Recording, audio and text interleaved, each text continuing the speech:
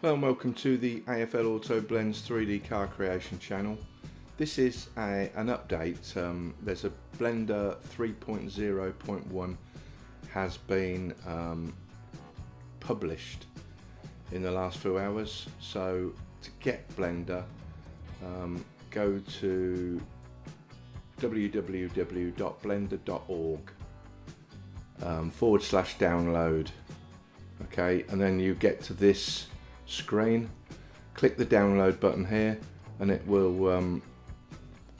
download onto your machine.